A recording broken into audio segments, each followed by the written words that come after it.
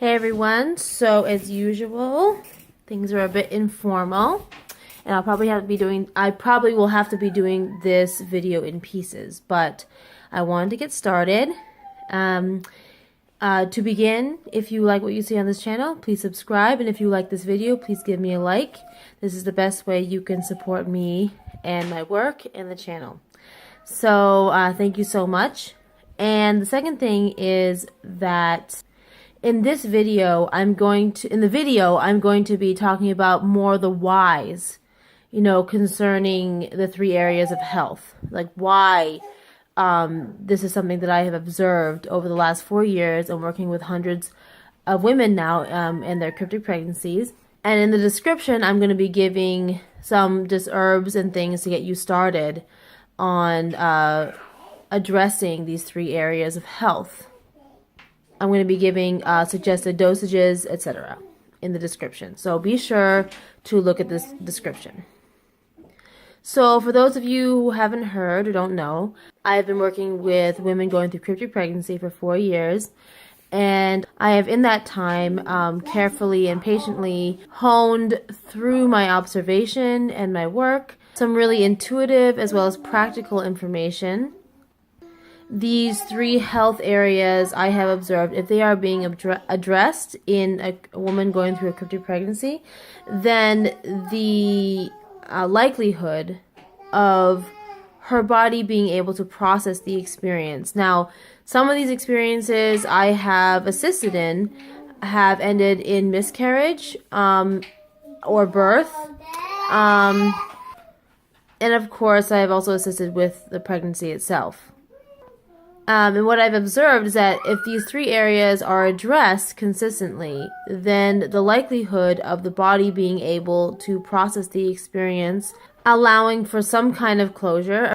What I've observed is that if these 3 areas are being addressed consistently, the likelihood of the body being able to process the experience, either through, I have seen a birth or a miscarriage, depending on, a myriad of things that we don't really have any way of knowing in particular that is going on with the fetus. Sometimes these areas have been addressed too late, or maybe there's some genetic abnormality in the fetus that makes it so the baby cannot progress or the pregnancy cannot come to term. Whatever the reason for the miscarriage, I have seen it help the woman find closure in the experience, and for many of them, a lot of relief. But also there have been births as well, and I have noticed that if these areas have been addressed, then the likelihood of the body finding some kind of closure with the experience through the birth of a child definitely goes up. So without further ado, the first area of health is circulation. For whatever reason, cryptic pregnancy babies seem to need more support in these 3 health areas, and the first one being circulation. Of course, the circulation has to be attended to in the mother in order for it to be attended to in the baby. The principles are the same pretty much in every pregnancy, and even non-cryptic pregnancies, where the baby will take from the mother.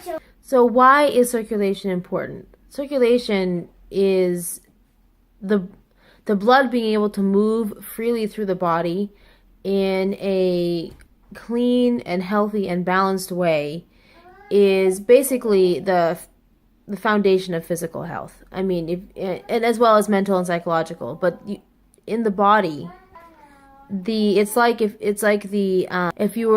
you were to see the human being as a microcosm of the world, of the globe, if there was not water is absolutely essential to all life. Human beings and creatures of all kinds can survive quite a long time actually without eating, but cannot survive for very long without drinking. So water is absolutely essential to all life, and we are 60% plus water. But the point being, the blood is representative of the rivers, okay, the rivers and the oceans on the globe. The ecosystem and the nourishment in the body is carried and balanced and created, as well as reabsorbed, reconstituted in the blood. If we're going to explore the psychological and emotional as well as spiritual reality, or the behind the lack of circulation, it tends to stem from fear. And this fear doesn't have to be necessarily personal, although many times it is. But it does many times stem from a generational, even genetic passing down of already, predisposition codes in the DNA of fear and of trauma. There is much surrounding that in the woman's sexual parts and her womb. The fact the womb would have a difficult time circulating blood and allowing that nourishment and that vitality to come to that area definitely reflects a personal as well as ancestral and even genetic predisposition concerning fear and trauma in the family and the person themselves and the woman themselves.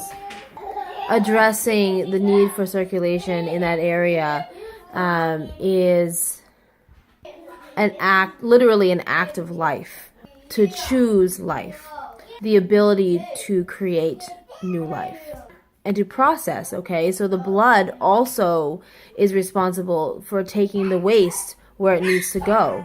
And if that is in some way struggling or lacking in vitality, then there's going to be a buildup, and toxicity will become circulated in the body. In non-cryptic pregnancies, babies seem to be able to thrive with less focused attention, and that's not because they don't need it.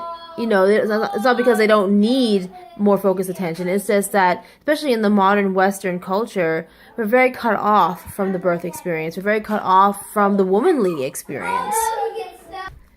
And so we're very cut off from our intuitions in our bodies. We've been very discouraged from connecting with the intuition and trusting the intuition.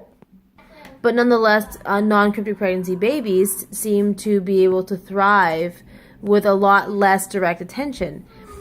Cryptic pregnancy babies need a lot of direct attention. Obviously, there are instances where there is the dramatic opposite effect, where these cryptic pregnancy babies are born with pretty much no attention, right? Where the woman is unaware or cut off from the pregnancy experience to the point where she's not consciously aware of her pregnancy until much later, or even at the time of birth.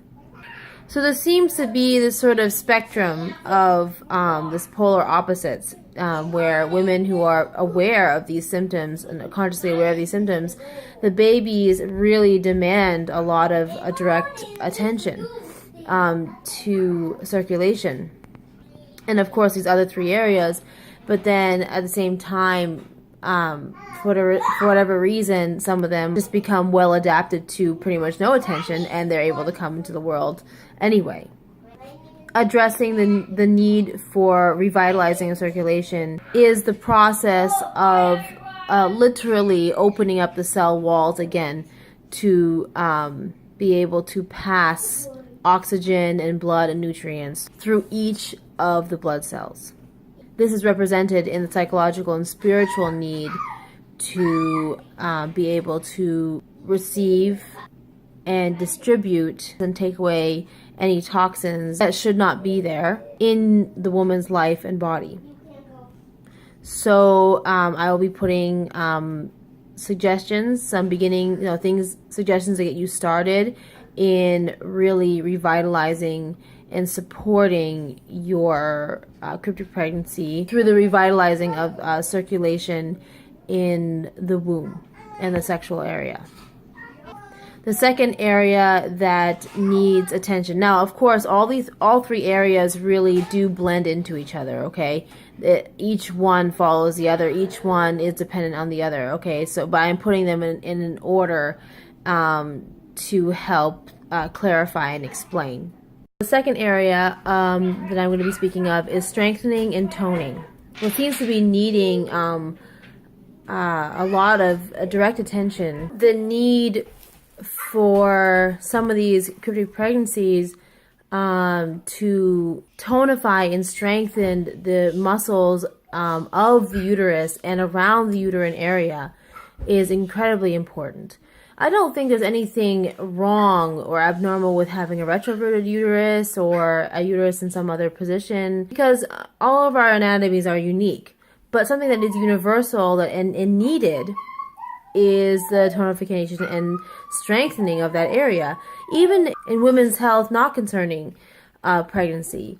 A big problem that seems to be a theme in modern culture in women in the West is once we get older, a lot of things start to really fall apart. You know, we start to have prolapses in the uterine area or bladder, even colon area.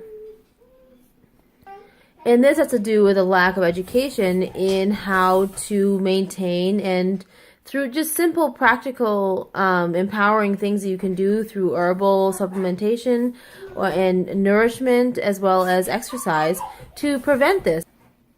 We could lead a stronger and more vital life, you know, just through knowledge on how to maintain and strengthen our foundation. Okay, the root chakra, the root area, the pelvic floor, which holds so much of our sense of and feeling of support and vitality and nourishment. There seems to be a real need for this to be directly addressed in cryptic pregnancy. I think in general, even the ones that are the women, you know, I didn't know I was pregnant kind of situations. Very much so, because the body obviously feels this need to keep everything really close and everything really tucked in, and the resources to really create space and expand for that baby to have the room to grow and to move properly just isn't there. So the body keeps everything really close and inside in order to be able to maintain at least that smaller, more tight environment of nourishment and vitality for the baby. To strengthen and tonify the area through herbs and through other different exercises. I want to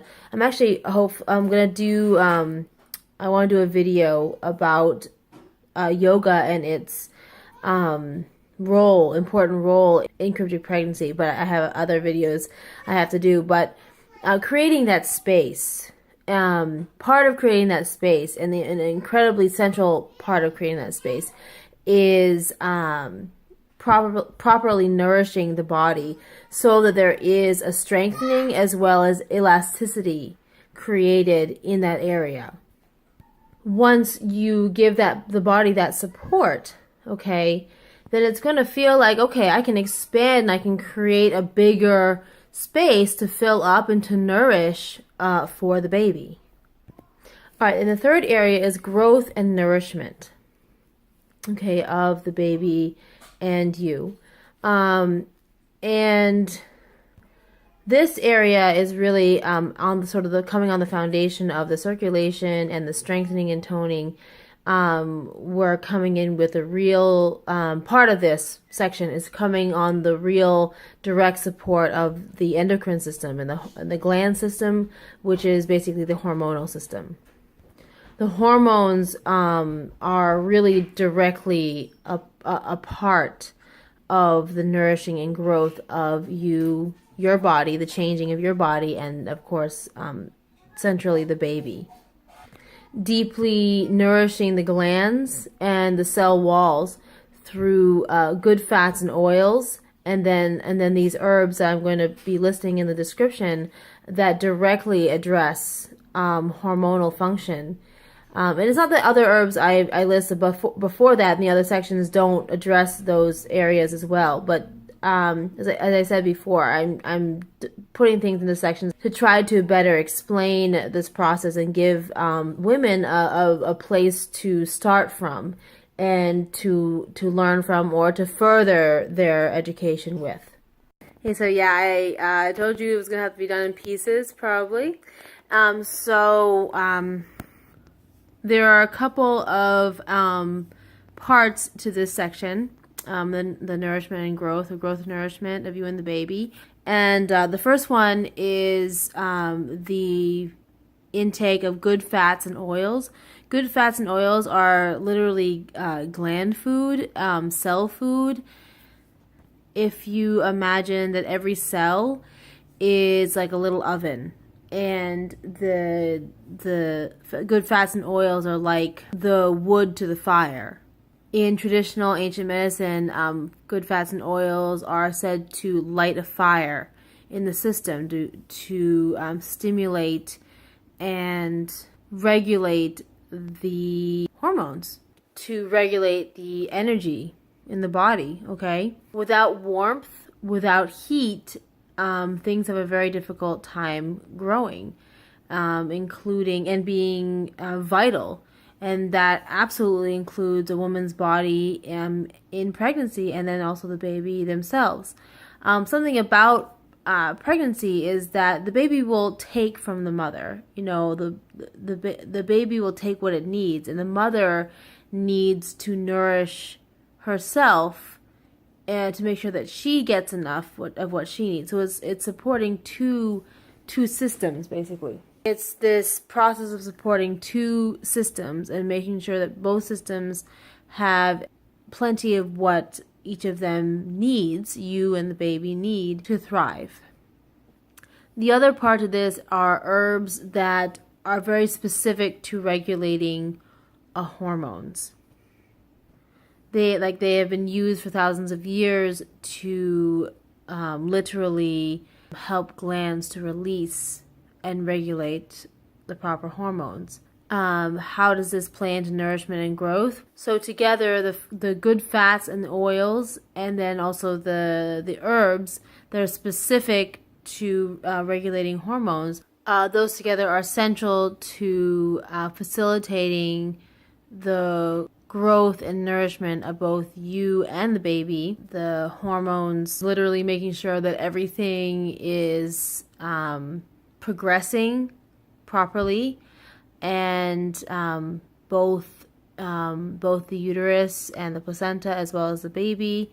And then also the good fats and oils, they contain what are called essential fatty acids, which are incredibly important in literally helping to form proper cell function, okay, in both you and the baby. So I think I've covered everything and explained, just get you started here, and explained some basic principles in these three health areas.